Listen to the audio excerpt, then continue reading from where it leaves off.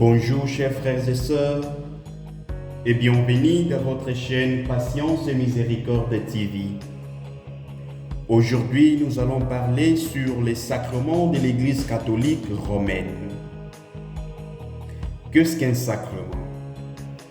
Les sacrements tirent sa genèse du mot latin sacramentum, qui veut dire signe. Par les sacrements, nous croyons que Dieu nous fait signe et nous interpelle. Dans la théologie catholique, les sacrements est compris comme un geste qu'une parole accompagne, dans lequel Dieu agit de manière efficace par l'intermédiaire d'un ministre ordonné, évêque, prêtre ou diacre, pour le salut des hommes. Selon le pape François, les sacrements sont au centre de la vie chrétienne. Ils sont les moyens par lesquels Dieu communique sa grâce, sera présent parmi nous et agit à notre vie. Les sacrements de la Sainte Église catholique, avec la force du Saint-Esprit, prolongent dans l'histoire l'action salvifique et vivifiante du Christ. Les sacrements est un signe visible de la présence, de l'action et de l'amour de Dieu pour l'humanité. Nous avons 7 sacrements dans l'Église catholique romaine. Et ces sacrements sont divisés en 3 groupes ou 3 catégories. Les sacrements de l'initiation chrétienne, les sacrements de guérison et les sacrements au service de la communion et de la mission. Premier groupe, sacrements de l'initiation chrétienne. Il y a 3 sacrements de l'initiation chrétienne: baptême, confirmation et l'Eucharistie. Baptême. Nouvelle naissance dans le Christ. Il est un moment crucial pour tout chrétien. Il signe ou marque son entrée dans la communauté chrétienne, dans l'Église famille de Dieu. Par les baptêmes, les chrétiens débutent le développement de sa foi en Dieu notre Père. Confirmation.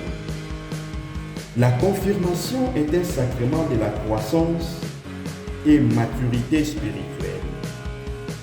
Par ces sacrements, Dieu nous donne sa force et déploie les dons de l'Esprit Saint en nous. La confirmation est le sacrement qui donne l'Esprit Saint pour nous enraciner plus profondément dans notre vie d'enfant de Dieu, nous unir plus fermement au Christ, rendre plus solide notre lien à l'Église, nous associer davantage à sa mission et nous aider à rendre témoignage de la foi chrétienne. L'Eucharistie. L'Eucharistie est la présence réelle du Christ. Étant une nourriture, l'Eucharistie fortifie la charité et efface le péché véniel, de même qu'elle nous préserve le péché mortel futur. Il permet d'être en communion avec le Christ. Grâce à ces sacrements, Dieu s'unit à nous dans notre âme et dans notre corps. C'est pour cela que recevoir l'Eucharistie permet d'éloigner les démons, car le diable craint l'Eucharistie. Deuxième groupe, les sacrements de guérison. Nous avons des sacrements de guérison: la confession et l'onction des malades. La confession. La confession est appelée aussi sacrement de la pénitence et réconciliation. Ces sacrements est l'acte gratuit par lesquels Dieu pardonne aux pécheurs répandants et les réintroduit dans sa paix. Grâce au Christ mort et ressuscité. Quand nous confessons, nous reconnaissons la sainteté de Dieu et sa miséricorde envers les hommes. Ce sacrement a été instauré par Jésus lui-même, confère Jean chapitre 20, verset 21. Pour l'Église catholique, l'intention de ces sacrements est de guérir l'âme, ainsi que de regagner la grâce de Dieu, perdue par le péché. Un parfait acte de construction dans lequel le pénitent exprime sa tristesse d'avoir offensé Dieu et non par crainte d'un châtiment éternel, mais par amour. Onction des malades.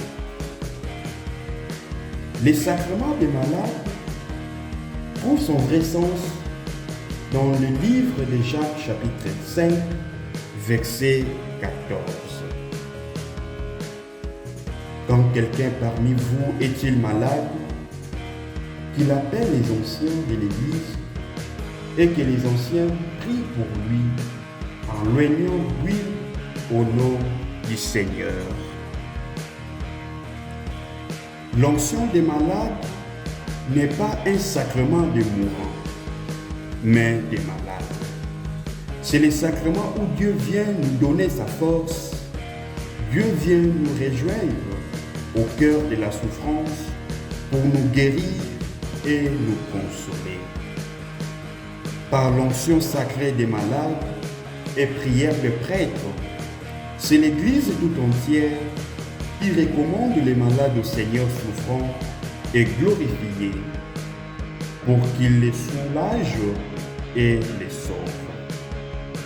L'intention de ces sacrements n'est pas de conduire une personne à la mort, comme beaucoup pensent, mais plutôt d'espérer sa guérison si cela est la volonté de Dieu.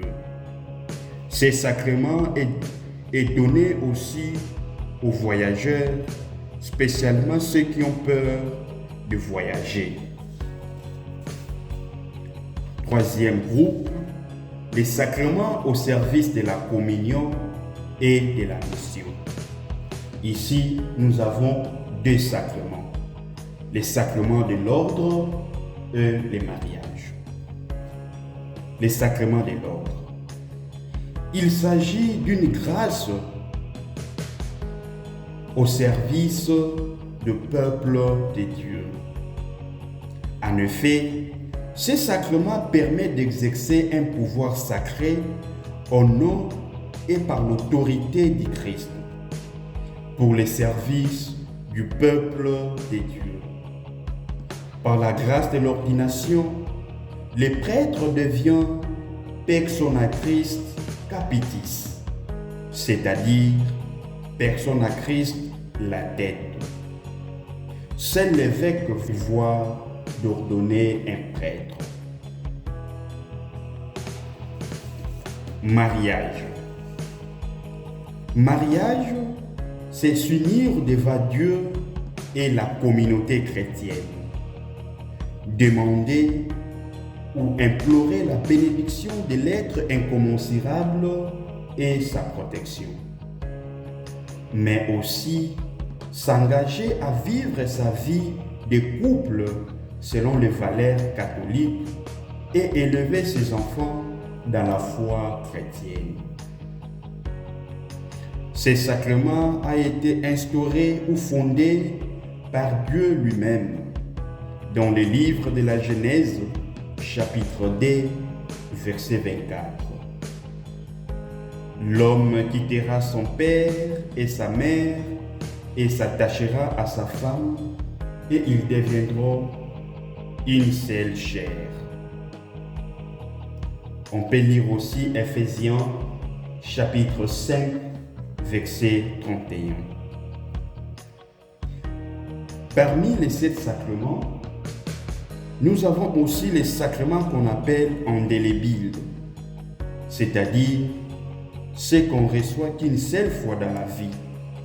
Il s'agit de baptême, confirmation et la sainte ordre ou sacrement de l'ordination.